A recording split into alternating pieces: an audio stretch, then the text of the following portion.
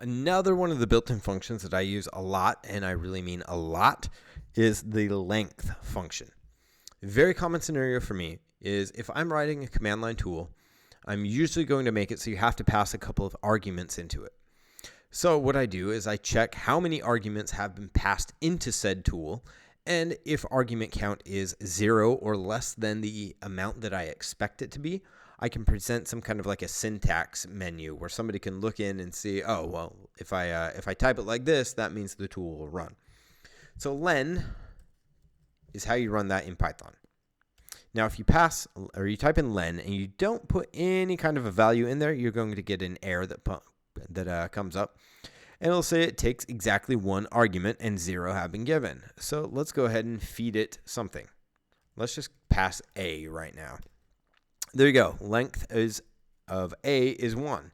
If we type a, now it's a length of 2. Some other things you can also do, you don't have to only pass strings. You can also pass, say, a dictionary, a list. So let's just say we have blah, blah, blah, blah, blah, comma, 1, 2, 3, 4. What is the length of this going to be? Any guess? Is it going to be 3 because we are passing in a list? Or is it going to only count what's within the list? The answer is going to count what is within the list. It's not going to count that it is a list itself because it assumes that you want to know how many items are sitting within the list. So, very, very helpful built-in function. Another one, of course, is you are using Python 3 is print. You are going to use print a lot because you often need to print out something if you're looking at a tool or you want to see status of where something is running. It's almost like typing echo, really. And this is really new with Python 3 that you have to pass everything within parentheses. On the older versions of Python, you could just type something like print hello. And it would work fine. But now that you have Python 3, it's going to say missing parentheses and call to print. Did you really mean to type this?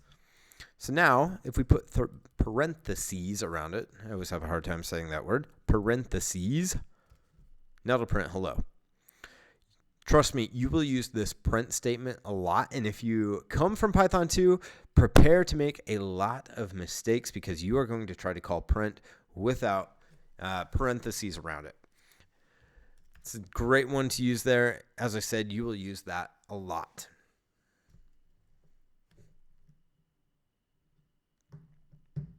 In the next video, let's go through and actually start writing one of our own functions. So, see you in the next video.